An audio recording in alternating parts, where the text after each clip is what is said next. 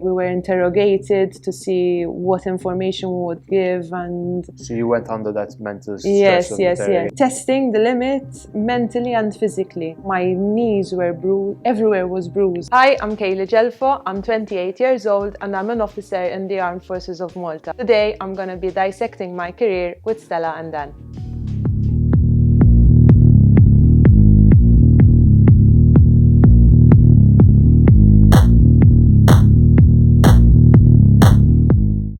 Hi, nice to meet you. I am so incredibly excited to sit down with you, metaphorically, dissect your career, learn a lot more about life in the army, seeing your perspective on it, seeing your experiences in it, while at the same time dyeing your hair and hopefully giving you a very fun kind of a transformation. I'm excited for that. Baby! Wow, it's nice. All right, get away to discuss it. What is your title in the army? I have quite an exaggerated title. So my rank is a Lieutenant Cadetship, Acting Staff Officer 3, Public Affairs Officer. So I have quite a big signature block. Can you break down the ranks and just explain for the people watching and myself? The ranks in the army are split into two. Okay. You have the other ranks and the officer ranks. Other ranks are regular soldiers. Starts as a gunner, you're then promoted to a lance bombardier, then a bombardier, sergeant, Staff Sergeant, Warrant Officer 1 and Warrant Officer 2. Warrant Officer is like trainee officer. The bridge between the other ranks and the officer. What are the officers? Yes, the officer corps starts as an officer cadet, then you become a second lieutenant, and there's lieutenant, the rank I'm in. You advance to captain, major, lieutenant colonel, and the highest is brigadier. How many of the people that sort of come in this for the long run actually make it to the top rank? Quite a few. One person would have done his 25 years service and retire. So then there's the vacancy available. As a lieutenant, you would be in charge of a platoon. A platoon is a group of soldiers, about 30 soldiers. Wow, okay, so quite a few. Wow. In my case, it's different because I'm a staff officer. I have my small team, which I take care of. What's your group of 4 responsible for within the army? We take care of media for all the AFM. So we take care of social media channels, websites. We have media coverage of parades, for example, or an open day or anything, any training. You're involved at all with recruitment through social media? Yes. For example, this morning they had their first time firing a weapon at the ranges, so we went and we covered that. Do they have problems filling spaces in the army? What are there like too many applicants every year? They have to send people away? The issue about filling spaces is not only in Malta, unfortunately. It's something that we're seeing armies worldwide. There isn't much interest from the general public to apply as it was before. One of the main reasons is because of all the job opportunities that there are available nowadays. I'm so excited to jump right into this video and dissect so much more about Kaylee's fantastic career within the army. However, before then, I have a tiny little surprise to share with you. I am about to try on 7 different insane glasses from my brand new collection. Yes, they are amazing. This collaboration is with Zilul. They have pretty much become my sole glasses brand retailers that I love working with and purchasing from. Every single style of glasses that we ended up choosing and every single color choice were picked from something momentous in my life. These ones were inspired by my iconic emerald hair. We have this gorgeous kind of double color shift effect, pairing emerald with a glossy black frame. Follow a natural cat eye shape. They are so flattering on most face shapes because they bring attention up and outwards. They also come in 3 different colors. These ones in a gorgeous lavender purple for this hair moment in my life. For the final color, went with something a little bit different. Rose gold and baby blue. The second style of glasses that we went for, and arguably even cooler than the first, went with something a little bit unordinary. They're gold. Everyone needed a pair of gold/rose gold, beautiful pair of frames. They are hollow. Well, the frames are. Pink and purple ombre, inspired by my iconic split dye look. The first time that I really truly enjoyed the color purple metallic red, for my deep undying love for all colors red, especially a deep dark red, and saving the best for last, tortoise shell and green for this hair color. Green is often such an underrated color. Like, I need to get this in glasses and combine it with a beautiful tortoise shell frame. So gorgeous in color, you are bound to find something that is complementary to you, and best of all, they are super affordable, so you can get multiple pairs without breaking the bank. I'm going to link all of the Zillow details down description box below, so go for it, check them out. And now it is time to wear all of these throughout the video, because I actually do need to see. So let's go. So what is your day-to-day job? I don't have a routine. That's one of the things that I love about my job. Today we had the recruits who did their first time shooting at the ranges. A week ago we inaugurated the first simulator for firing. I saw that. That looks really cool. So every day there's something different. Do you have previous training in media or social media? Before I joined the army, I was a social media coordinator. How did you end up getting into the army out of like... So I dance in my private life. And back in 2014, me and a group of friends of mine, dancers, had the opportunity to join the band of the AFM, who were performing at the Royal Edinburgh Military Tattoo. Okay. I spent a whole month with the band of the AFM. I spent a whole month with soldiers. I got clicked in the life, a soldier's life. The military drill is something that amazes me. It's something that I really liked. And then I decided I'd apply. I applied as both a regular soldier and an officer cadet, and I got chosen for both. I had to decide which path I'm gonna take. It all depends on character, I think. I'm a bit of a bossy person, so it's something inside me that... Natural born leader. Exactly. Natural born leader. One of the most important things to have in the army is to be able to make a decision on the spot. A quick thinker, a quick decision maker. You can find yourself in awkward or difficult situation, can cost you the life of your life and the life of your teammates. Does the army help choose, or help not decide, but bring out the character during sort of like the entry process? Yes. When I joined as an officer cadet, one of the main things an officer cadet does in training is attend a cadetship overseas outside of Malta. Malta is a bit limited geographically. I did my cadetship with the Irish Defence Forces. I spent 16 months there. Wow.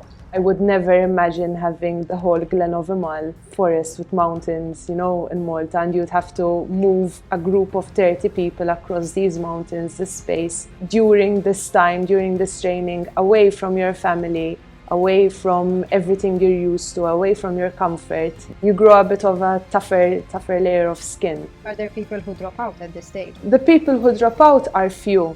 People realizing that it's not for them. Do you feel that the officer training that you did when you were overseas comes into play in your everyday life when you're working here in Malta? Yes, a lot. Now in my work, I would never imagine myself moving my team across a valley, but the training I had there helps me to make those fast decisions and make the best decisions that I can make in my work here. So the first part of cadetship training starts in Malta. 5 months training in Malta, where you get like a taste of military life. This with no, so you've gone to this 5 months without any experience of, you've just come off the street, 5 months in Malta training. Okay. It's breaking the civilian side. It's mostly physical training. You have to get to a certain standard physically. You learn the basic military drill, how to use a weapon, safety precaution, map reading, infantry skills, basic soldiering skills, just so you know how to be a soldier. This is, I'm assuming, expected equally of both men and women. Exactly. You do the exact same thing a man does in the sense. Yes. So there's no discrimination, you do...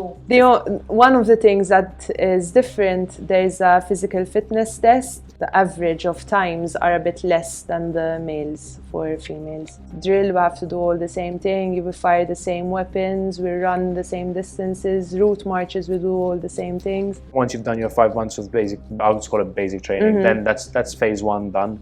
That's phase 0. Phase 0, then phase 1 Then starts. you go to phase 1. For example, in my case, we had 16 months in Ireland. First phase, basically what we did in Malta, but at a higher level. Everything that we learned in Malta, but the Irish way. Okay. You wear a different uniform, you wear the Irish uniform, but you're representing your country. You were paid for all of this, correct? Like for... Yes, you get the pay of an officer cadet, which is slightly lower than an officer's pay.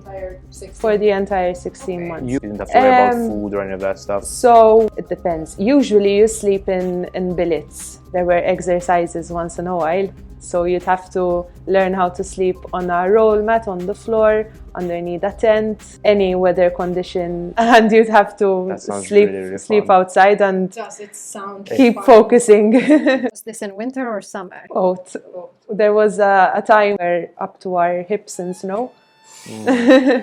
And for us Maltese, it's a bit different. Was there any time throughout your cadetship where you were pushed to your limit and you're like, oh, yes. Fuck this? Did you ever consider quitting or dropping out? Yes. Scratch. It's an exercise. It's the longest physical exercise you'd do in your training. Okay. It's where you get tested to your limit, physically and mentally. In my year, we were dropped off from trucks in the middle of nowhere, go into a river, get soaked from toe to head. All your kit is soaked, your boots are full of water. Okay. And then we had to start running through the forest. So you're running, never ending, yes, weapon and everything included. Along the way, whilst running, you'd get faced with challenges. Your body got injured and you'd have to carry your body, for example, a fireman's lift, and you'd have to carry your body for a distance, and then you'd have to change. Then we got to this huge open plain. There was this kind of tunnel. You had to go under the tunnel. Through the mud? Yes, so you had to dive through the mud. We were interrogated to see what information we would give, and... So you went under that mental stress? Yes. Testing the limit mentally and physically. My knees were bruised, everywhere was bruised. How many of you would be dropped off at one go for the scratch exercise? 108.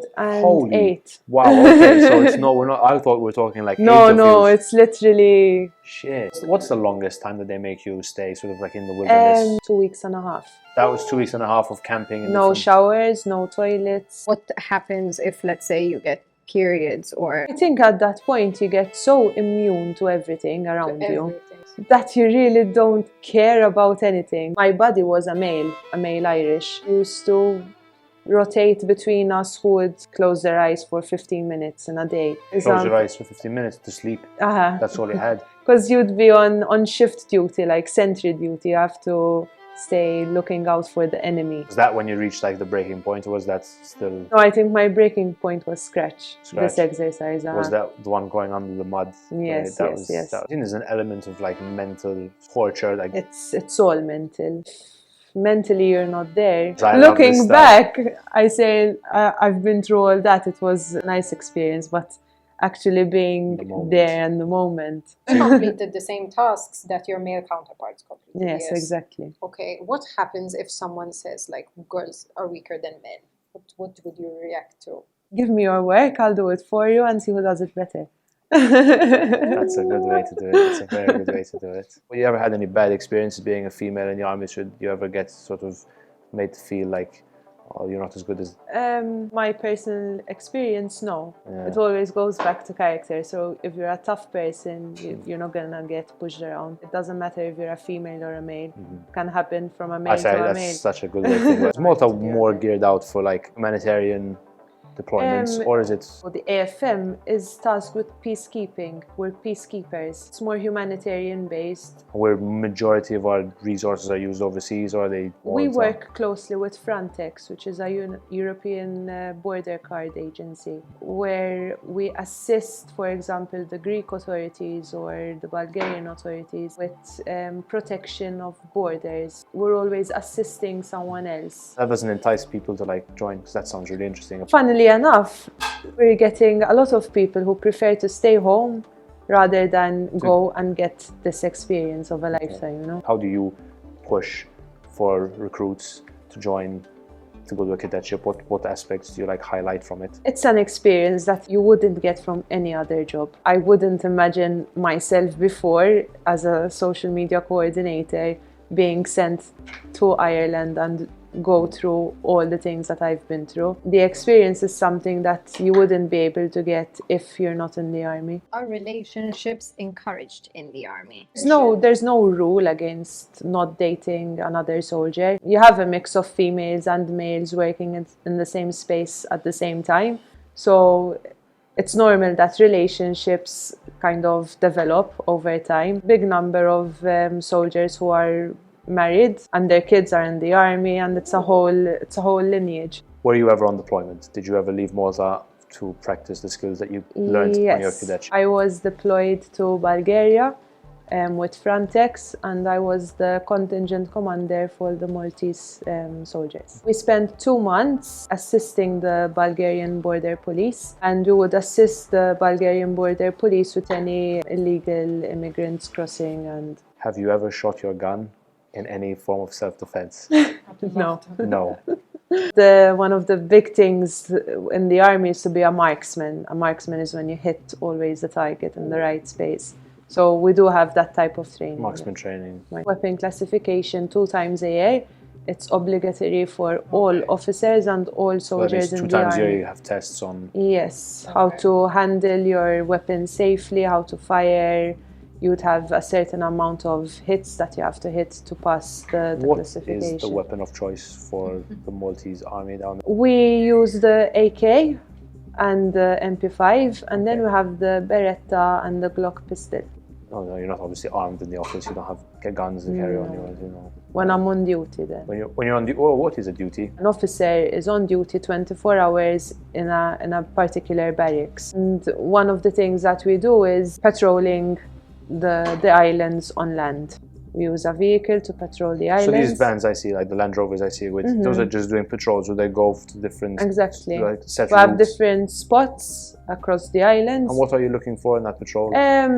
Anything that might cause any danger, for example. How doesn't that fall under like the police? Because we assist the Malta police force. It's either on land, from the air, or in the sea. Someone went trail running and found themselves in difficulty at the cliffs. What are the highlights of your career so far? Cadetship training in Ireland, something I will never forget. Being deployed in Bulgaria, it was one of the biggest highlights of my career so far. Be on in the core of the army when organizing certain events or certain initiatives. I get to have like a first-hand feel of what it's like to organize such large scale. Quite a crucial member within. I believe I am. If you believe you are, then you are. That's how it works. I'm due a promotion to captain next year, so that's something that I'm looking forward to. And you have to do assessments for that, or you just... Yeah, so I have promotion exams. You work the same hours, the same shifts? Yes. Okay. Very interesting career. Don't know, I think the cadetship part I'd enjoy that. So I don't think you. I think I'd enjoy it.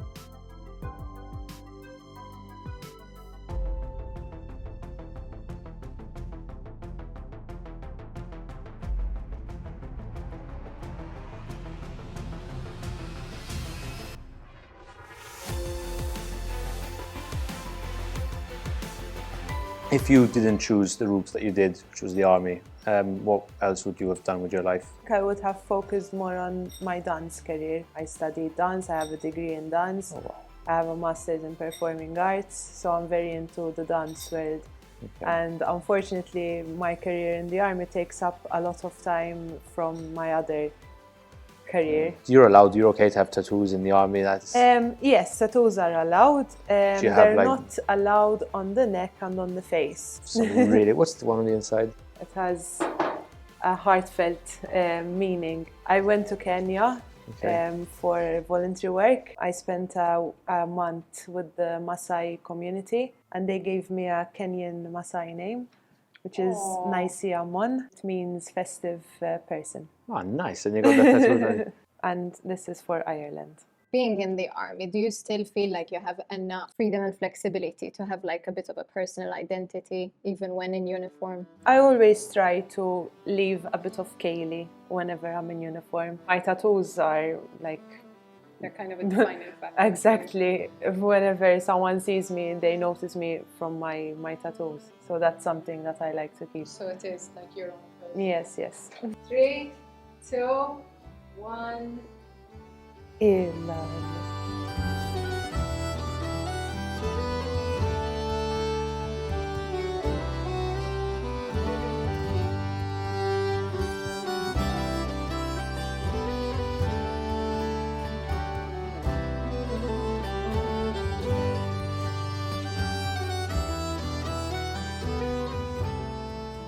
We're Wow. super kind of old Hollywood glam to really kind of Brava.